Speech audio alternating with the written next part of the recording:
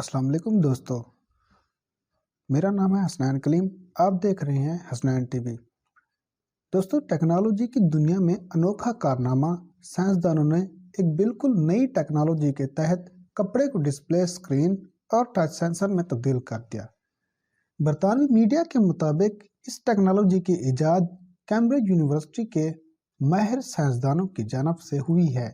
इस अनोखे काम में स्मार्ट टेक्सटाइल में सेंसर बुने गए हैं और इनमें फाइबर एलईडी लगाई गई हैं, जिसके ज़रिए पूरे कपड़े को एक तरह के टच डिस्प्ले में तब्दील कर दिया गया है।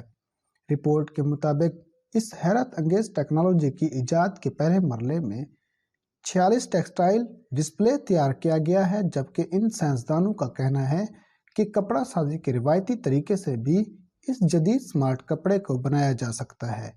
इससे कबल भी कई तरह की स्मार्ट पोशाक बनाई जा चुकी हैं, जिनमें बाज़ कपड़े धूप और हरकत से तवानाई कशीद करते हैं। कुछ में छूने का एहसास भी शामिल किया गया है, जबकि बाज़ लिबास गिरामी में सर्द और सर्दी में गर्म हो सकते हैं। लेकिन ये पहला अनोखा कपड़ा है जिसमें कई तरह की खसूसियात मौजूद हैं। इसमें फाइबर पर मुश्तमिल एलईडी रोशनियां लगाई गई हैं। इसके अलावा दीगर पुर्जाजात भी फाइबर से ही गाढ़े गए हैं, जिनमें टच और दर्जा हरारत नोट करने वाले सेंसर के साथ साथ एंटीना और बायोसेंसर भी शामिल हैं। यहाँ दिलचस्प बात यह है कि तवानाई महफूज करने का निज़ाम भी रेशे की सूरत में ढाला गया है। इस जदीद तरीन कपड़े की तकमील के बाद इस कपड़े पर मुख्तलिफ तस्वीर और रंग नमूदार होते हैं। इसमें टच स्क्रीन की सहूलत भी मौजूद है और ये दर्जा हरारत बदलने और लोगों के चलने से बिजली बनाता रहता है। तमाम तर आलात को फाइबर में होने की वजह से इन्हें मनपसंद कपड़े या स्वेटर वगैरह में ढाला जा सकता है। और हैरत की बात यह है कि लचकदार होने की वजह से ये खींचने से भी ख़राब नहीं होता। इसलिए डिस्प्ले स्क्रीन वाला ये जदीद तरीन टेक्नोलॉजी से लैस कपड़ा तवील अरसे तक कारआमद रहेगा। साइंसदानों के मुताबिक ये इंटरनेट ऑफ थिंग्स की बेहतरीन मिसाल है, जिसका मुस्तकबिल बहुत रोशन है। दोस्तों, दुनिया में एक मकाम ऐसा है जहां से गुजरने वाली हर चीज़ गायब हो जाती है और उसके मिलने के कोई आसार भी नहीं रहते हैं, जिसे हम बरमूदा ट्रायंगल कहते हैं। बिल्कुल ऐसा ही एक मकाम खला में भी मौजूद है, जहां से एक अजीब किस्म की रोशनी निकलने का तजर्बा किया गया है। इस मकाम को साउथ अटलांटिक एनॉमली SSA कहा जाता है।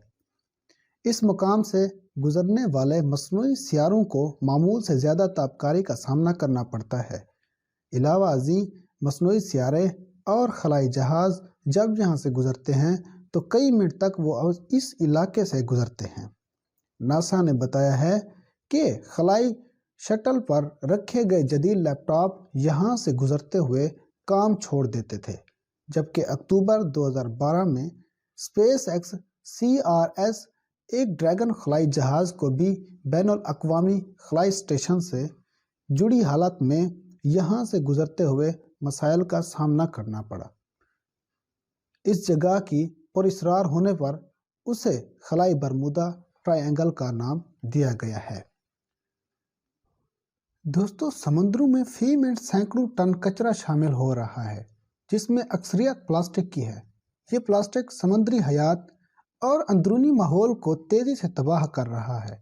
लेकिन अब मालूम हुआ है कि एक बोतल पानी में उतर जाए तो कम से कम 400 मुख्तलिफ कीमियाई अज्जा धीरे धीरे खारिज करती रहती है।